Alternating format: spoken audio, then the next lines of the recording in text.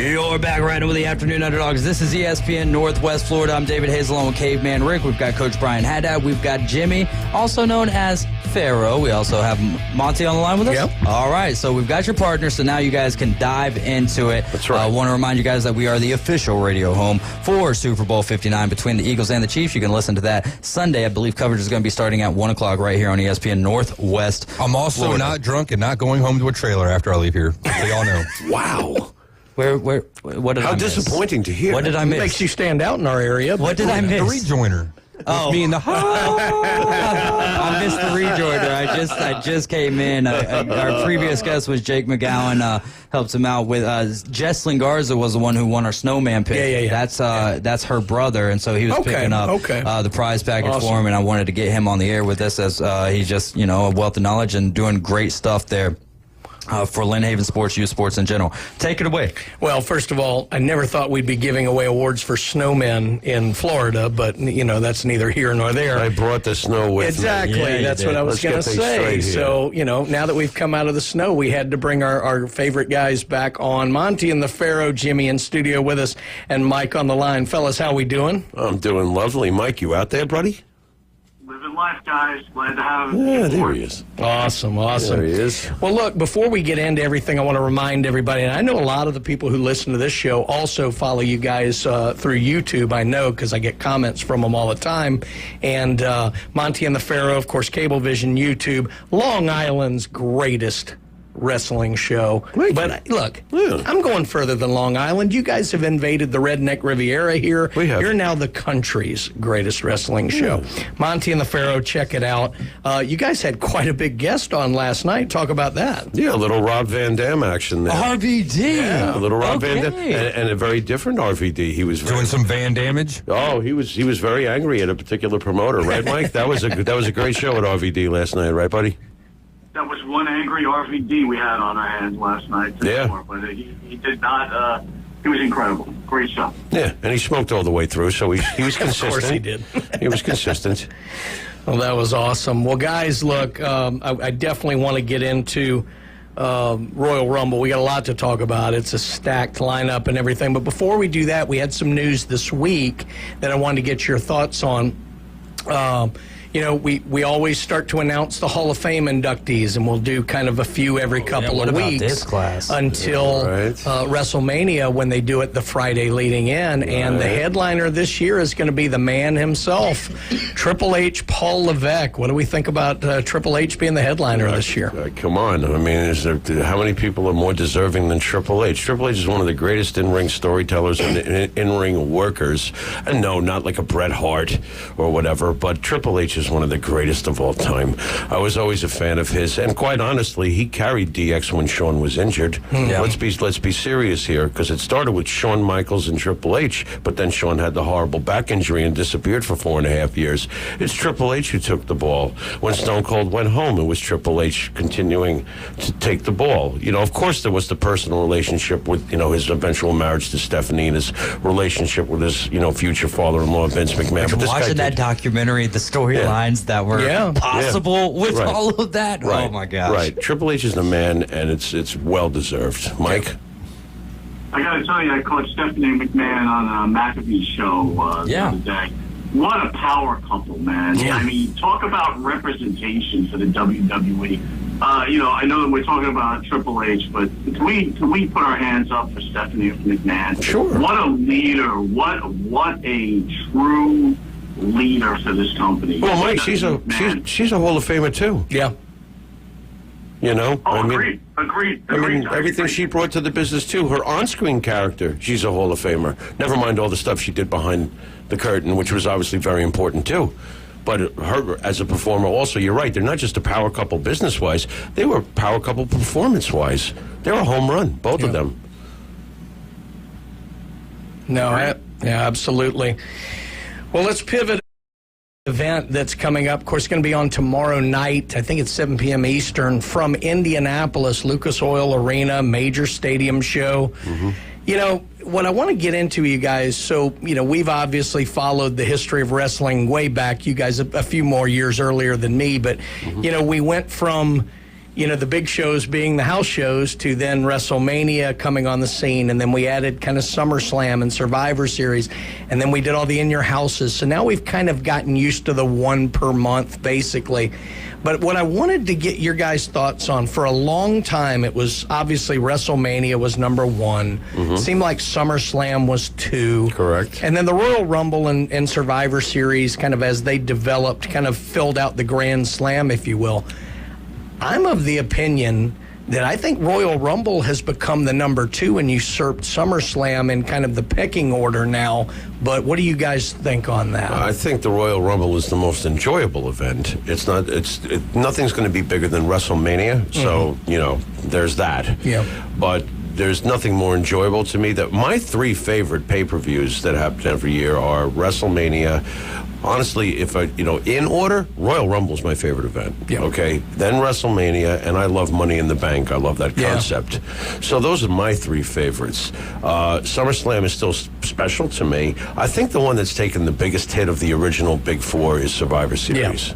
Yeah, I think. Mike, right. what's your take on it all?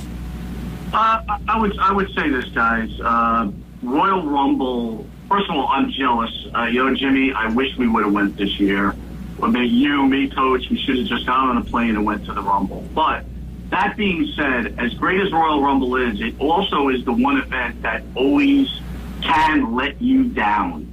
I've had so many Royal Rumbles that I've been totally let down on, guys. So it's a mixture of being great and it's a mixture of being let down. And so, we've had our moments where the Rumbles have just been bad. That's the way I look at it. I think the key for the key for Royal Rumble has been that it so much sets up where we're going on the road to WrestleMania. There's probably a level of heightened anticipation with Royal Rumble that maybe doesn't exist. The summer kind of wraps up things that came out of WrestleMania. But I wanted to ask you guys this, because I actually didn't even think about this until we were talking. WrestleMania for the last couple of years has been 2 days. SummerSlam this year will start a 2-day event. Yeah.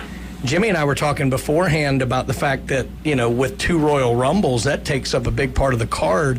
What about, Mike, you and I have talked about the women have gotten so much talent that we thought they might do another women's only PLE. Guys, what about the thought of making the Rumble 2 days where you kind of can focus on the men one day and maybe the women the next? Sexist. Nice. Look at Moyes. You've been watching the show, huh, Moyes?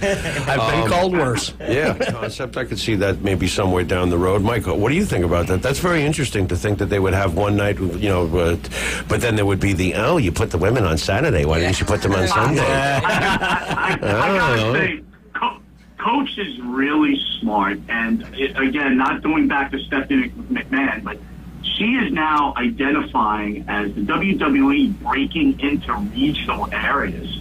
And I think this is totally setting up for a women's show, women pay-per-views. We were talking about having a separate women's show beyond Raw, SmackDown. What do you think why don't have a separate Royal Rumble, a separate WrestleMania? I don't know. One night women, one night men, I'm not sure. But I think that's the way they might be going with this. And I'm not against it either, to be honest with you. Yeah, the thing that worries me is they've kind of found that perfect time frame that they like for these PLEs outside of obviously Mania and SummerSlam being 2 days, in that kind of 2 to 3 hour range. And when you have 2 Rumbles, you're going to take up a little more than 2 hours there, and to avoid the Rumbles feeling rushed at the end, you really can't put on too many other events. Well, that's why you have 4 matches. That's right. That's why you have 4 matches for this. We call it estrogen mania. Oh, my God. That sounds like a guy from Philly. Is that Caveman?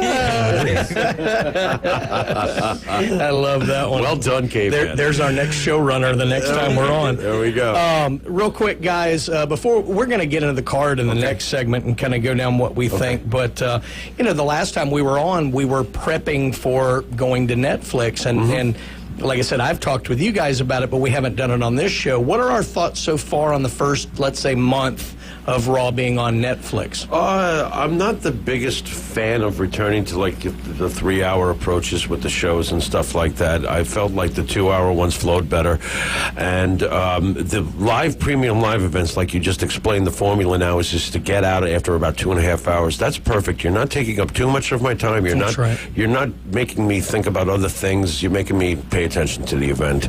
The television program needs to reflect what the PLEs reflect. Quick, to the point. It's got a purpose. Like the other night, I think they started by talking for half an hour. Yeah. Please don't go back to those days. Yeah. All right, let's get those promos. Let's make them count. Let's get in the ring. Let's tell stories. Let's have flow. Don't just fill time because it's 3 hours. Yeah.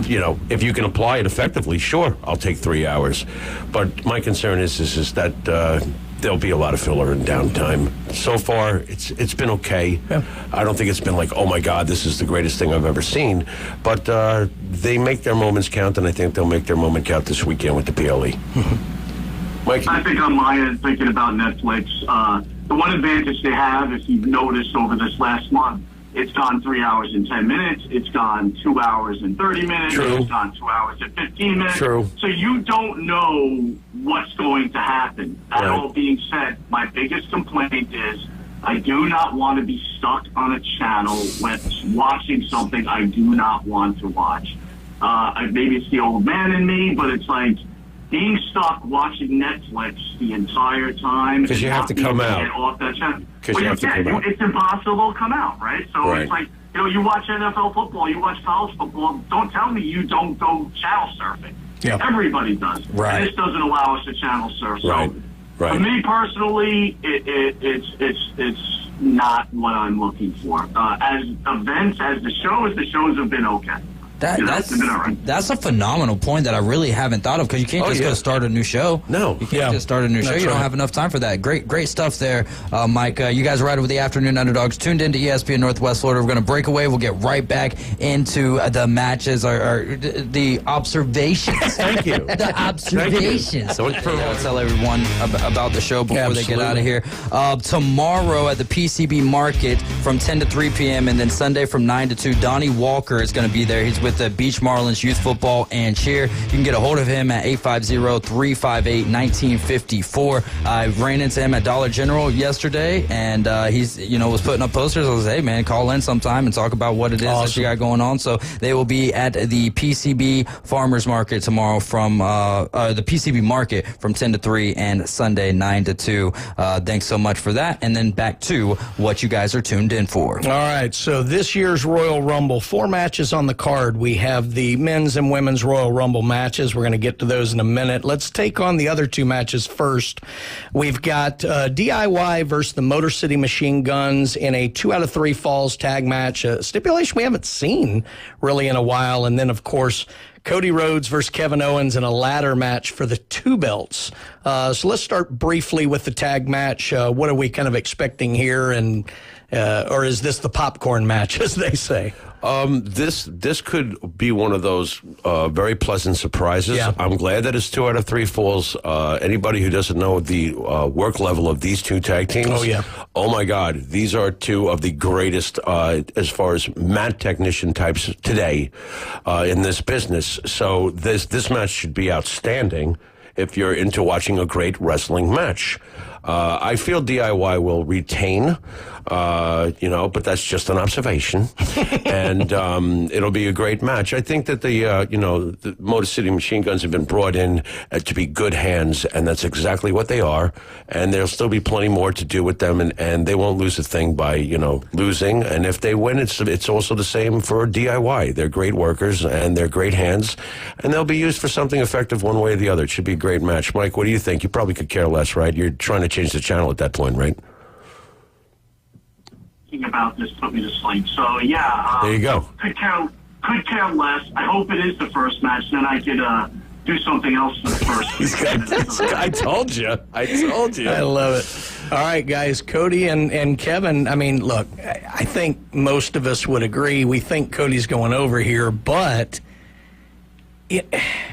How many times is Kevin going to play the foil in the Royal Rumble? I mean, he's done it, it seems like every year. He's never in the Rumble because he's the guy who carries the title match against it. And they could tell a lot of different stories here. There are 2 belts to go get. What do we expect in this? Mike, take it. I'm expecting that we're all falling into the old WWE trap, and Kevin Owens has no chance, and there's Randy Orton just waiting. It's the perfect time. You can't take the belt off of Cody. There's just too many lanes we can go with Cody. You put it on Kevin, where are you going with this? It would make no sense to me. So I'm just going to bail out on this one and just say Jimmy's favorite wrestler, Cody Rhodes, will win. You are such a liar. What an observation. You are such an observation. But he's lying out of his mind because he knows I am not a huge fan of Cody Rhodes. What is wrong with you, Mike? You need help. It's going to be a great match, but Mike is completely correct. Cody's going over. That's that. They'll have a great match. And Kevin is, again, getting back to a good hand, reliable hand, and that's what he is. So he's there to serve a purpose. He'll serve it. Oh, will he serve it? And it'll be a great match, and Cody moves on. The end. I agree, and it would be good to involve Randy because they need to tell the Cody-Randy story. And look, we've still got like 9 weeks between Rumble and WrestleMania this year, so they need to fill. So, Mike, is there a Randy run-in during the match? There is a Randy run-in on this, and he will cost Kevin his chance of winning the heavyweight title. I love it. I will throw the caveat in. Yeah. Where does Sami Zayn fall into this match? Right. Something is going to happen there. Right. Kevin and I Sami. don't know. Right. But Cody retains. I can't go past that. Agreed. Yeah. See, I'd love to see Orton come in and spoil it for Kevin, and then while he shakes Cody's hand, RKO him out of nowhere, and just I would pop off the couch. It would be great. I think a lot of people might.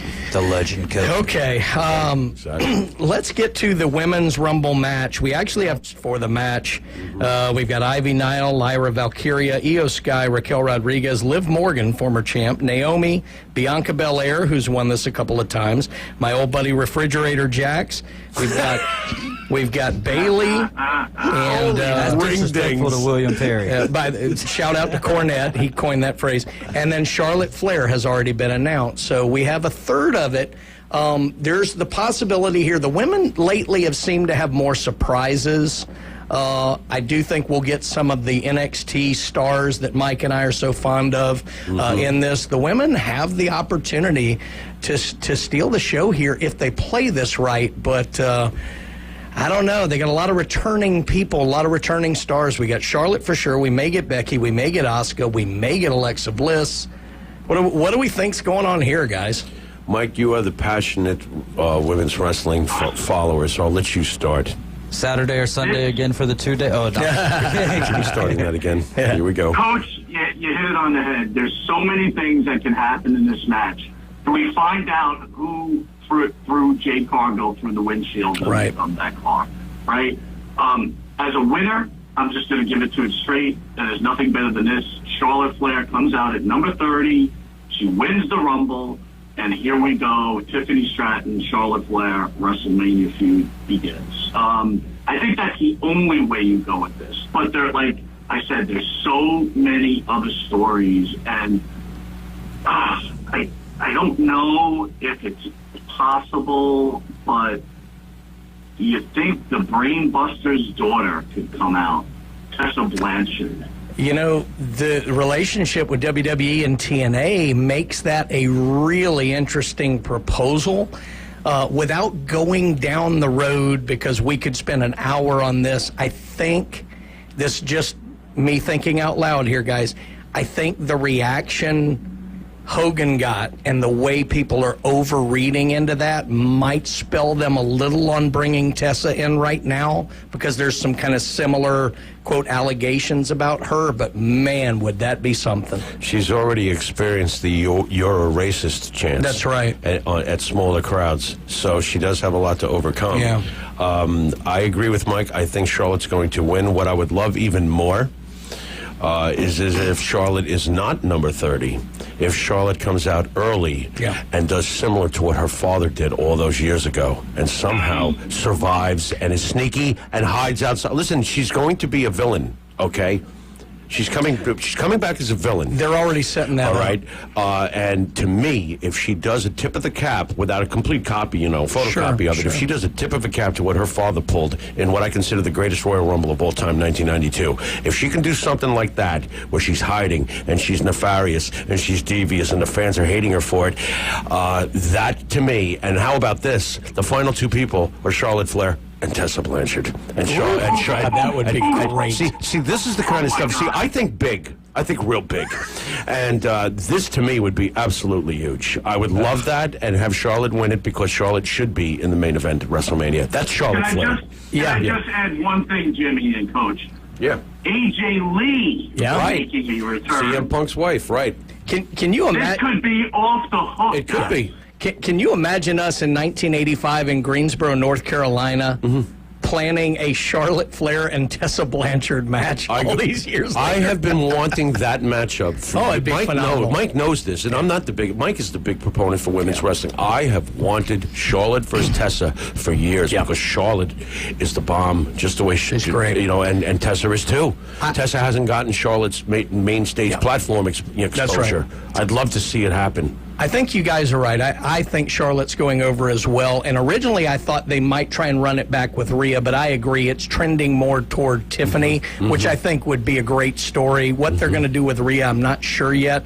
How the Jade thing, that's the wild card on the women's side. And they haven't been saying much about that. So they may have a big shock in for us tomorrow night. It'll be good. Okay. Over on the guys' side, Jimmy stole my thunder a little bit in that I agree 92 is the best Royal Rumble I've seen. Yes. However, we're lining up a card that might rival that stable of so many Hall of Famers. Right. Listen to what we've got. Basically half has already declared, but listen to this lineup. Oh, boy. Roman Reigns, John Cena, CM Punk, Seth Rollins, Drew McIntyre, Sami Zayn, Jey Uso, Rey Mysterio, LA Knight, Logan Paul, Shinsuke Nakamura, Penta, Chad Gable, Braun Breaker, Carmelo Hayes. Those are already announced. Crazy list. Just that puts it up there to me with 92. It's not quite there yet, but we have the experience of hindsight seeing where their careers went. Right. This is the most stacked Rumble I've seen in at least 20 years, guys. Would you agree? I think it's fair. It is. And there's up to 6 different possibilities that I would accept. That's messed up. Yeah. Usually I think to myself, well, it's either one of two things, that I'll accept, that I find acceptable. Yeah. But there's like at least 6 names on there that the way they've written the storylines, it's like, okay, I can see that. Listen. There is one statistic I can't get past. One way or the other, I believe in my gut, CM Punk must be in one of the main events Saturday or Sunday night. Must. Also, CM Punk has never won a Royal Rumble. True. Okay, so you have those two factors. But then there's that weird, what's the favor that Paul owes him thing coming into this? Because Paul Heyman owes CM Punk a favor. I'm going to go on a limb, and I'm going to say one way or the other, CM Punk is a lock for one of those nights. And I feel that CM Punk is the logical winner of the Royal Rumble. What's the favor? It could be Paul standing in his corner that night when he goes for that title shot. It could be something as simple as that, but it could be something a lot deeper than that. True. We don't know. If it's not Punk, to me, it's only one of 2 other people, Roman or Cena. And that, to me, again, this is why I make observations, not definitive predictions. Right. From now to on, me, I will never make a score prediction. It will be an observation. yeah. Well, then you pigeonhole yourself, and then if you get it wrong, people think you're a nitwit. Yeah. You know what I mean? Yeah. So, fair enough. Which Mike is not afraid to be thought of as a nitwit, because Mike will just throw himself out there. Mike, who's definitively winning? I'm wrong all the time. Well, my favorite for this match is Caveman Rick. But if he can't make it, what number is Caveman at? Number 28? He's at number 20. Number 20. Yeah, he's wearing it on his 20. shirt. Yeah, there's your Easter egg there, right there. There you He's go. coming out at 20. There it is. Here's what Jimmy and I have been going back and forth on. The favor is CM Punk on Monday Night Raw. Roman Reigns wins it. The favor is CM Punk tells Paul Heyman, I want to be in WrestleMania. But there's no way we could change or turn CM Punk. It's been proven already. So I'm going to give you, here's what I got to say. CM Punk's going to win the Royal Rumble. But at number 31 comes The Rock. and he throws CM Punk out. And The Rock now has major heat as he challenges Cody Rhodes, and that's when CM Punk calls into favor, and then who knows what goes on. But just because The Rock is the boss, which he is, actually technically he's on the board. The Rock decides to rewrite the rules of the Royal Rumble and come in at number 31. The nerve of the People's Champion! Wow, that would be very interesting. Final boss, and I'm going with that, guys. That is my official ending to the Royal Rumble. And then that would make it the greatest Royal Rumble of all time. It's interesting to me because, to me, I see matchups at WrestleMania like CM Punk versus Cody Rhodes and Roman Reigns versus The Rock. So who knows how we're going to get to these sorts of destinations. I'm of the opinion The Rock is not going to be involved in WrestleMania this year because of his schedule. I believe that. Year after year we go through this, Mike. When is this guy going to... Yeah, I think they're going to set that up for the summer. But that being said, I think Punk gets this one done. I think it will go on last, and they're going to want to send the fans home happy. I also think they want to guarantee Punk's spot in there and let him, because, look, I love him, but sometimes he's CM plastic. And what does that mean? You know, he tends to get injured a lot.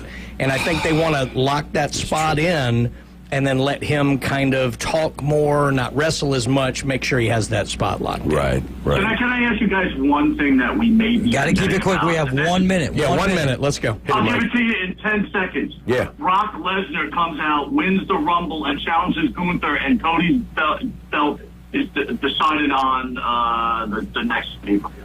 Interesting. That could be cool. Boy, they would boo Brock Lesnar out of the building being connected to the Vince McMahon case right now. Yeah, but it's never bad to hear Brock. No, they'll pop it first. Right, and then you know what will happen. Well, guys, I mean, as always, we could go on this forever, but that's the fun. Now you get to go watch Monte and the Pharaoh, Cablevision, YouTube. You guys always have great guests, great banter, and we love it. We love having you guys on the show, and everybody look forward to the Royal Rumble tomorrow on Peacock. You will absolutely have one of the best times you'll ever have in your life. It's quite an event. I'm sure we'll have you guys back on to talk about it. Thank you guys so much for your time. We're out of time. We'll see you guys back.